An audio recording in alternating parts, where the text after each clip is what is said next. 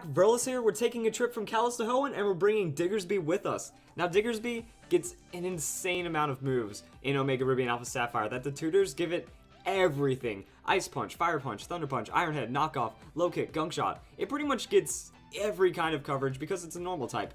Normal types tend to see some of these insane distributions and it's really insane. However, we're dealing with Diggersby. So that's where we have some problems, because Diggersby, while it does have a really good amount of attack from the huge power, it just doesn't have the rest of the stats elsewhere. That putting a 78 speed on it, really tough to get going. So let's go and see what the average Diggersby set looks like. Now, a lot of people, they'll either run Scarf. I feel Scarf isn't that good because you have to hit Super or you just don't have enough damage when you're sacrificing from that. And then you have Focus Sash. Focus Sash with Swords Dance is pretty much going to make you like a wall breaker. That if the Pokemon's slower than you, good for you. You're going to go and KO it eventually, if not in one hit. But then from that, you don't really have too much. Problem about Diggersby is it's like a discount Scizor or Zoomerl at some points, because you're not getting as much damage and you're not getting as much coverage from your priority. That with Scizor, you have Technician. With the Zoomerl, you have a Water Attack, and it's all pretty good. But just a base Quick Attack, you're not going to get too much damage on top of that, and then you also have Earthquake in return. So pretty much you're looking for a huge stab move into a Quick Attack follow-up KO, or you're just trying to go for the coverage or an incredibly frail Pokemon, and then you can make it work from there.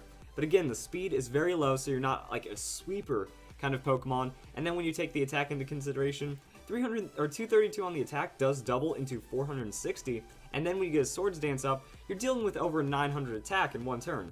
That's pretty awesome, and it does create a lot of strength, but there are Pokemon that just do its job better, that if you're taking that time to Swords Dance, you're still very vulnerable, and then you just have so little speed, you can't really make much of it.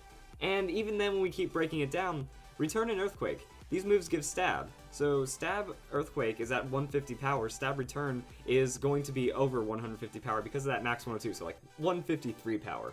That creates a problem because Fire Punch, Ice Punch, all of the punches, and even Iron Head to an extent, if you're hitting super effective, you're not even getting that much damage. That Ice Punch, if you're hitting super, you're doing less than a neutral hit return. Same for Earthquake, like you're doing the same as a neutral Earthquake.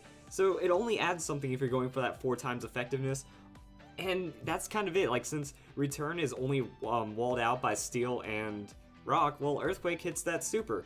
You really get all the coverage that you need. The only thing that you can take off from here is put in the one that you want. You know, with Fire Punch, you're getting the Ferrothorn, you're getting the Scizor coverage, and then with Ice Punch, you're just getting that super awesome secured hit on Dragon-type Pokemon. But then that's kind of it. Like, your coverage is really good, but the speed is where you're going to have to play into it. Now, the way I see it is that if you get a Sticky Web set up, or you get any kind of speed boost. Like, if you can Baton Pass speed boost into this Pokemon, it's over. Like, if you can get this thing 2 speed boost going over 500 speed while smashing into opponents with a Swords Dance on that Focus Sash, you have excellent coverage when you come through all this, that you're going to be really devastating your opponents, and it's going to be very solid, but that's kind of it. Also, you're going to be very frail to priority. So if we look at Sticky Web, for example, Sticky Web cuts your opponent's speed by 33%, so it cuts it down to 66%. What this is going to do is, with an Adamant Nature, it's going to let you outspeed any Pokemon that's under 125 base speed, even invested with a Timid or Jolly Nature. Now, what happens is, if you go with the Jolly Nature for yourself, so let's go and highlight that one, now you're going to be outspeeding any Pokemon that have 145 base speed as they come in under the Sticky Web. Now, Sticky Web doesn't apply to some Pokemon, but the ones that does apply to, you're going to be able to get some monstrous outspeeds,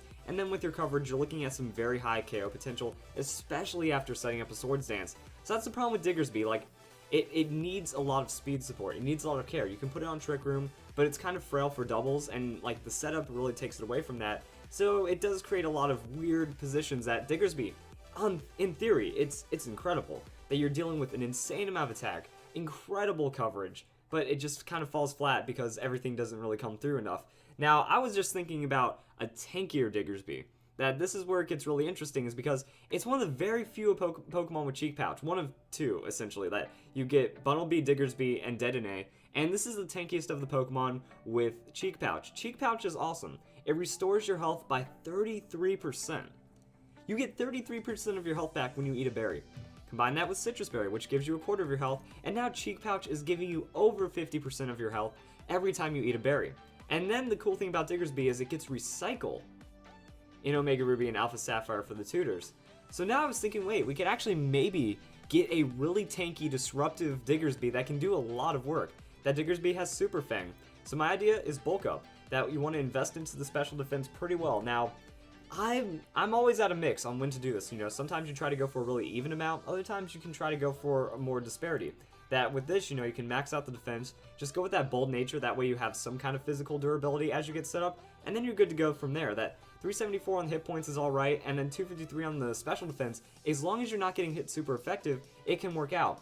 After that, you use 2 bulk ups, and you're going to be doing an okay amount of damage. Mostly you're going to be getting all of your damage from Super Fang. That Super Fang, half current hit point, done, just like that. So if Pokemon's in at full hit points, use Super Fang, cuts them down to half, and if you have like 2 or 3, maybe even 4 bulk ups, knockoff, removing their item, doing that bonus damage, could have enough to get a KO, so you just Super Fang knockoff, and then you wrap up some KOs while being incredibly physically defensive.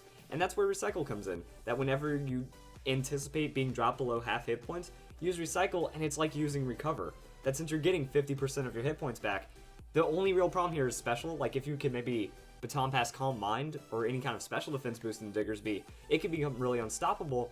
But if your opponent has a lot of physical Pokemon or you're using it as a physical wall, Diggersby is going to do a lot of work right now setting up like a Recover. I think that this is a really neat thing, that Recycle into Cheek Pouch with the Citrus Berry does have some potential because Diggersby is in a really awkward place. Like it has that huge power. It has that awesome ability. It just doesn't have the bulk of other Pokemon like Mawile and Azumarill, and then when you're playing priority setup, it just doesn't have the damage. And then there's also just a couple other things that we can look at. So we're looking at, you know, an example of some moves that you can have. I was thinking that you can just take off Return. That Earthquake gives you such good coverage, you might as well have Fire and Ice Punch for other things, or Gunk Shot, and then whichever one you feel you don't need, depending on your team composition, you can run Agility. So let's just take off that and go for Agility. Now what I like about Agility is it gives you a lot of health bulk. It makes up for all those speed problems, and then what you do is, you know, you just invest a little into speed, so at level 50 after using Agility, you're outspeeding 135 base speed Pokemon, and then you're throwing out really awesome attacks from there. That Ground is going to be awesome against Steel and Rock, Gunk Shot is going to give you that Fairy coverage, and then Ice Punch is just going to round you out against Dragons, so I think you're going to be pretty well off. Now, Life Orb is an interesting call, that you can go for that extra damage. That Life Orb into Agility, if you're hitting super effective, is going to get you almost any KO that you want as long as you're hitting that super effective hit. And then because of your health bulk, you should be allowed to get off that Agility as long as your opponent isn't absurdly strong or as long as they're not hitting you super effectively. You just need to make up for that speed, and then Diggersby can potentially work. On that, you know, there's a lot of potential here, a lot of really good moveset setups, and I hope you guys enjoyed this video. It's how you use Diggersby in Omega Ruby and Alpha Sapphire. Take a chance that I bet y'all won't. I got a plan and it involve money. It's super hot. It's super hot. This foundation feels like silk, and it goes on so easily. With the Lancome Tinty Doll Ultra Wear. It's so pretty and feels so good and so clean on your skin. There's how many shades? 55? That's crazy. It's amazing. Like something for everyone. Welcome back, Wolfpack Brolis here, and this is how to use Skunk Tank. So Skunk Tank kind of has tank stats, that it has tank in its name and it has 103 hit points, but only 67 defense and 61 special defense. So it's going to be a fairly tanky Pokemon, but not a very tanky Pokemon, even though the 103 hit points, still very strong. 93 on the attack, we have seen Pokemon that don't even have 93 as its highest stat. So, I mean, we have a decent amount of offensive options, and 84 speed puts us in a really interesting position, because we're outspeeding a lot of tanky Pokemon. A lot of 0 speed investment Pokemon are going to get outsped by that 84 because those are generally the 60 to 80 range or less. So, might find some outspeeds, might be able to tank up a couple of hits. It can work out pretty well. Look at its typing. It's a Poison Dark typing. Honestly, Poison Dark is broken for a typing. When I did my top 5 typings video, I should have probably put in Poison Dark because you only have one weakness to ground.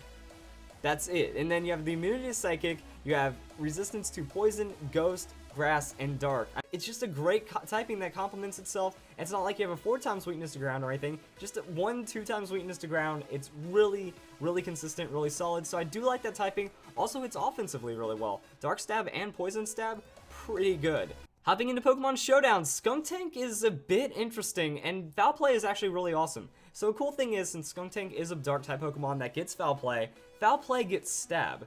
So now we're dealing with like a 140-ish base power move that's using your target's attack and damage calculation. If your opponent has more than 313 attack, use that instead, and you're going to do serious amounts of damage to them because of the Stab boost and a pretty high base power from that.